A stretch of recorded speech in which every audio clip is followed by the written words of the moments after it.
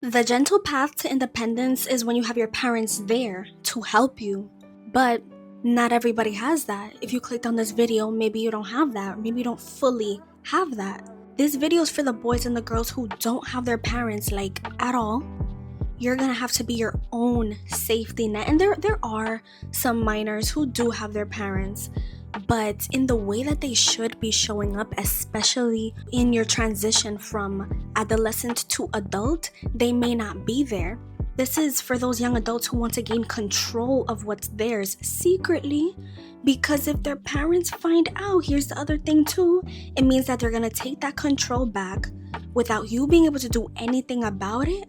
They're going to force you to give them money. They're going to force you to do things the way they want to do. They're going to force you to do things on their timing. So this is how you secretly gain independence. Do it in silence, because sometimes that is the only way. First up, start buying your own necessities. There are actually TikToks that talk about the fact that girls had to learn certain things on their own. They had to learn feminine hygiene on their own, how to do hair on their own, makeup on their own. And that's something similar that I did. I started buying my hygiene products at 16. I used to go to Target runs before or after school because people didn't want to get me body wash. They didn't want to get me new soaps. It was too much extra to get a loofah and stuff like that. And no, it doesn't have to do with money. But starting to buy your own necessity takes control from them. Start buying your own hair stuff. Okay, I'm realizing this may be more for girls, but for the boy stuff, start buying your own boy stuff too. Start fixing things on your own. Buy your own glues, buy your own tapes, get an electric drill, a regular drill, batteries, chargers, all those type of things. Don't accept things from them. That is something that's going to seem very excessive, especially when you can easily get something for free from them. And I'm telling you to buy it yourself. I'm telling you not to accept it. Well, when you even accept the tiniest thing from people that you're trying to get away from physically in certain ways, emotional in certain ways, you're not standing your ground anymore. Of course there are certain things that you're going to accept, like I'm even just accepting living here. But there are with the small things, try to accept as little as possible. You want to maintain that streak of, I do this myself, I do this myself, I do this myself, I do this myself. And when you accept things, you're letting them in.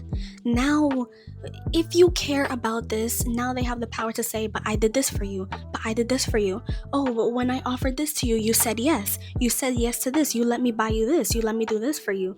So just to not have them be able to say that, if you care about them saying things later on, don't accept things that they offer you as much as you can. Buy your own health things. I got my glasses this year, bought my own glasses for the first time on Firmoo. It was $46 with a discount, but next time it will be $50+ and it is cheaper than our optometrist. It would be $100 at the optometrist with insurance. The other ones that the insurance doesn't cover would be $100 something, $200 something, $300 something. There are some frames that are crazy expensive, but glasses, buying your own pills for things, of course, read everything, buy your own creams. I have certain special lotions. I have my anti-itch cream. I have my Vaselines, my things for pain, body pain. Buy your own stuff, because now you're not waiting on them. A lot of these things, is not that they're not gonna do, but for my family, they take so long and they just don't care as much as you do. And that's one thing. When your parents do not care about certain things, if they don't care about these little things, imagine how they're not going to care about appointments and driving. And we're going to get into driving. Making your own decisions. Start getting used to making decisions for yourself. Even removing the habit of having to ask other people what you should pick, this or that, with the little things, is gonna help progress towards being confident with decision making in regular things, the bigger things. It's okay to consult other people a little bit, but get used to thinking for yourself and even using the internet to help with decisions. Decision making is a huge part of independence, and it's really, really important for you to start getting comfortable with that. Because running to your parents, again, they can be able to say, I helped you with this, I helped you with this. Oh, but you needed help and you came to me, right? You came to me, right? So to avoid that too, learning about the legal stuff, learning about your insurance. January 1st officially is the new insurance card, which you should know what your insurance card looks like. I also have mine digitally. We also got ours physically in the mail, and that's the new one that's going to be used. Know about that, know what's covered, know about co-pay, no, the what you pay out of pocket, which has a certain name, what the insurance holds. Learn about that. Clearly, I need to learn more about it in your specific plan. Learn about understand your doctor's account, know how to make appointments, know the website. I did not even know this, but it wasn't until a conversation came up with somebody else at work. You can let go of your pediatrician at 18 years old. I am still with my pediatrician at 20 years old. I did not know that. And of course, my mom didn't tell me. You see how they don't let you in on certain things? Sometimes because they don't know they have to let you in. Other times because they don't care and it's more convenient for them to not tell you as an 18-year-old, 19-year-old, 20-year-old information that you should know. But independence is also about setting your own appointments. So understand how to do that. Have your documents. Independence also has to do with knowing how to use your documents, having your documents. I have all but my passport because she just swears on holding that. I finally got hold on all my documents this year, but you may be struggling with withholding. I still want to understand more on withholding, get some more tips on withholding documents, because that can be a huge struggle with some people, especially when it comes to making bank accounts, when it comes to pursuing documents like your permit. And understand money, information around money, understand what amount you should have for certain moves that you're gonna make. $300 for this, $2,000 for this. Have your accounts, have all of that. Think about what's gonna happen if you let the guilt of lying get to you. So I'm gonna play this video about that. Any disrespect. If you are a child to strict immigrant parents, you need to just do what you want. And that's the only way that you're gonna be able to do what you want. Like, you can't ask for permission. For example, no facial piercings allowed. Actually, yeah, so lying is part of what you're gonna have to do in this situation where your parents are not supportive of you, of accepting that you're growing, of accepting that you're a legal adult, of accepting that you want to do these new things, that you have to work, that you have to make money, that you're going to have money and make money and be doing certain things on your own, like doing appointments.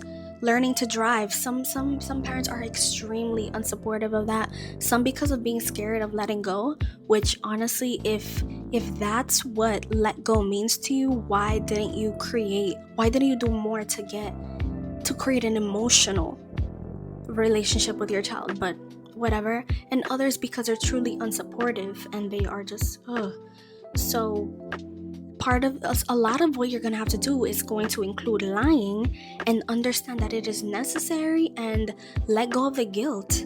Yes, you might feel guilty for certain things. Like when I took my first driving lesson, when I was taking my pre-licensing course for driving, the guilt, it's still guilty for me having to sneak away from work to take these lessons midday. But what are we going to do? Money, have more than one bank account.